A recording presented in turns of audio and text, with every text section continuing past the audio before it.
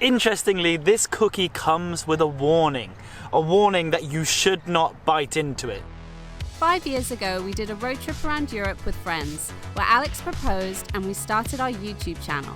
Now, on our first trip since lockdown, we've grabbed our masks and are heading back to the place that we got engaged in Czech Republic, making some new memories along the way. Good morning from a very sunny Belgium. We have done wild camping for the second night in a row, and it has been wildly successful, I might say. Even more successful. This spot is the best one so far. It's not got much competition. We've only had one other night. But yeah, and that was lovely as well. It's the best one so far.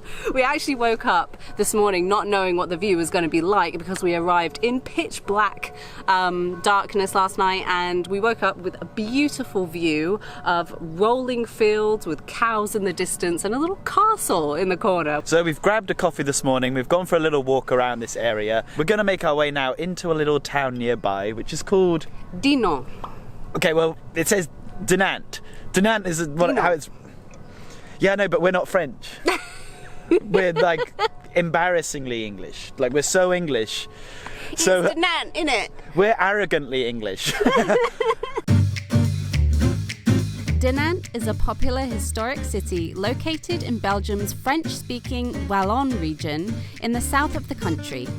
Dinant is known for being the hometown of the inventor of the saxophone, Adolphe Sax, and is also known for its local beer, Leffe, which was named after the Abbey of Leffe in Dinant and was brewed by monks here since 1240. So what do you think? It's so lovely. It's really nice because the countryside is beautiful, but when you come to these little towns, like, you really feel like you're in another country. It's just screaming Belgium. I love it. I can't believe how normal this all feels. Yeah, really normal. People just going about their lives like nothing's happened. It's not too crowded, but at the same time it's not dead. Like, everyone's just having a lovely Sunday out. It just feels like we're travelling again. Probably because we are, but that's why it feels like it.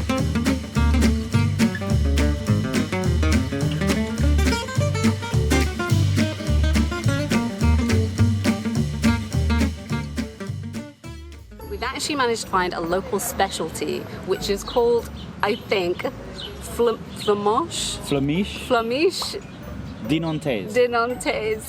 Flamiche Dinantaise.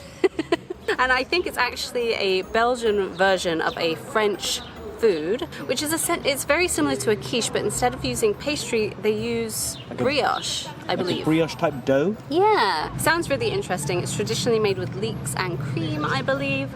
This one, they've added some courgette and some other vegetables. And what makes it different is they use a different type of cheese in this. Yes, compared to the French version. Other than that, I think it's pretty similar.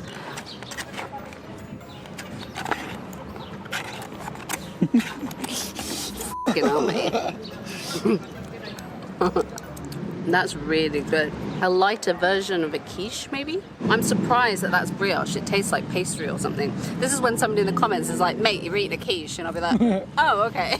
As long as I think I'm eating a local delicacy, as far as I'm concerned, I am.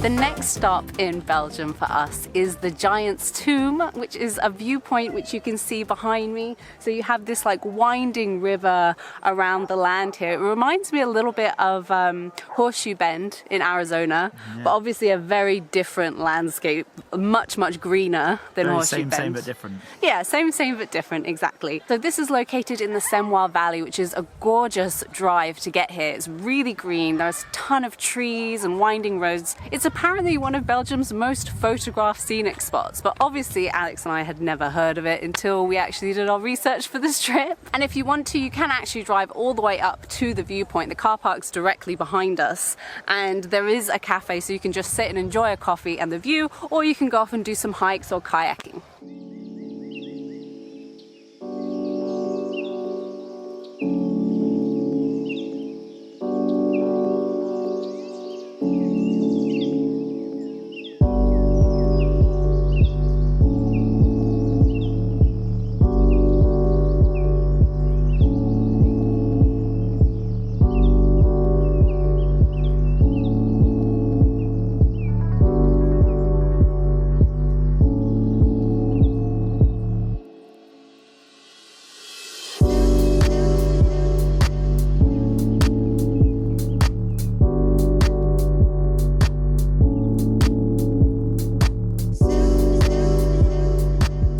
idyllic spot here seems like the perfect time for a food segment. I've been holding on to this since we were in Dinant. This is dubbed as the hardest cookie in Europe. It's translated as the cookie from Dinant. It's made from honey and wheat flour. Interestingly, this cookie comes with a warning that you should not bite into it. So the woman, when we went to buy it, she basically said in broken English, do not bite this, because basically you're going to break your teeth. Like, that genuinely hurts the knuckles. You hear that? Yeah. The way to do this is to break it into smaller pieces and then to suck on it.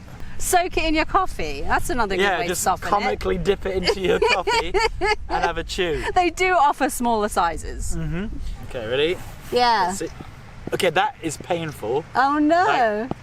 Okay, ready? From watching karate movies and stuff, you just got to do it as hard as you can.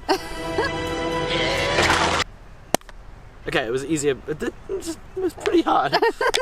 Like, listen to that. Yeah, that's solid. Something that I'm a little bit worried about. Jesus Christ! One thing I'm a little bit worried about to eat this is that they say you need to put it in your mouth and you need to suck on it until it gets moist enough that you can bite it. Now, if any of you do this with like chocolates or something, so me, I love a Malteser. I'll put a Malteser in my mouth with the full intention to suck it until it gets the malty bit, and then I would have a chew. Every time I put it in my mouth, within seconds I forget and I've chewed it. Okay, I'll do it again next time. And my patience wears very thin when it comes to this. Once it's in my mouth, I'm going to chew it. Jesus. God. Okay, ready guys? Yeah, do a bit of soaking. I'm genuinely scared. I'm going to go for an early initial bite, just to see. Mate, she warned you not to. Okay, don't do that. Oh my god, it's so frustrating. I keep doing it. I keep forgetting and trying to bite. And you can't get in. This is so rubbish. Unbelievably unsatisfying. The aftertaste is very strong honey flavour. But the actual biscuit, I mean, come on. It will not break off.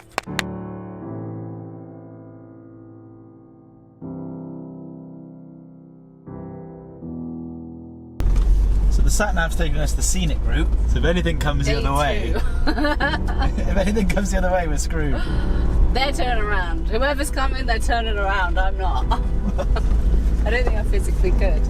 Well, the scenery is changing quite drastically. First we would like go through this little like wooded forest area. Now it's opened up to like farmland. It's almost like prairie land or something. I don't know. It's lovely though.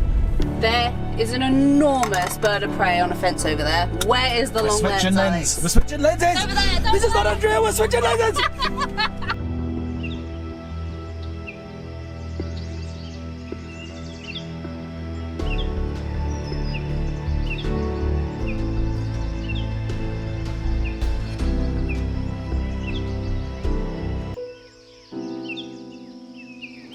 The final port of call for today is to go and find somewhere near the border of Belgium and Luxembourg so we can sleep ready to attack Luxembourg tomorrow. And so far, this app, I'm going to probably talk about it the whole time. Park for Night has been an absolute dream. We found 2 awesome spots, so hopefully third time lucky. Fingers crossed. We're here. This one seems like an interesting one. Just over there is an archaeological dig site. Yeah, there are a few people around. I'm interested to go and see what's going on over there. It keeps amazing me how these van lifers find these spots on this app. Like we slept overlooking a castle. We slept in England next to a really nice scenic spot. And then now here we're by an archaeological site. I just don't understand how there's this whole community, this whole active community out there, and they're keeping this app up to date so you can see when the comments most recently were, so you know that it's safe. It's mad. It looks like that there's some visitor centre here, so possibly if it wasn't COVID situation, you might not be able to stay here. But for now, what a find.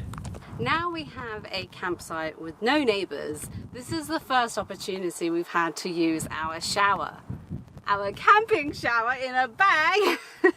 I'm a little bit worried about this. I don't have the most amount of confidence that this is going to be a comfortable warm shower. I have to admit I'm going into it quite cynical, but you never know. Essentially what you have to do is fill up this bag with water and then leave it sitting in the sun for like 3 hours to warm up, and then through there you can have a really lovely unpressurized shower. We filled it up halfway in the thinking that maybe it won't take so long to heat up if there's less water.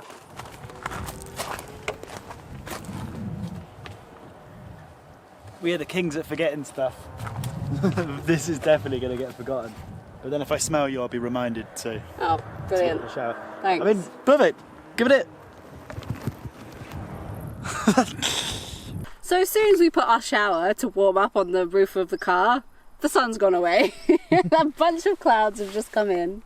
And yeah, so I don't think that's going to happen. But we're going to leave it there overnight and hope that from sunrise to when we get up, it might get warm enough. Whoa, no. Pasta's going crazy. Yeah, sorry, it might get warm enough so we can be clean beans finally. The wet wipe showers are okay, but it's not quite the same. We went to go get some provisions earlier in the supermarket. Mainly beer, to be honest. Each place we go to, we're going to try and have beer from that country. So we've got ourselves some Belgian beer and some Belgian cheese, and then just some simple dinner options. Like tonight we're going to do, I've got my little windbreaker here, let me show you.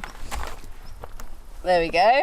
So we've got some pasta boiling away on the camping stove, which we'll be having with just a bit of pesto, and I'll have some sausage with his.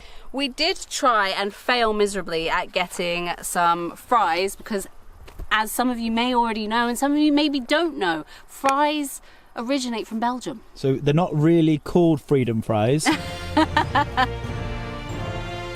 No, I guess they'd be called pommes frites. They come from Belgium, they're great here, and we saw a place on the side of the road. Actually, that's something we've noticed a lot driving around. You know, usually you see signs for like cafes and stuff like that in England. Here, it's just signs with pictures of fries on them everywhere.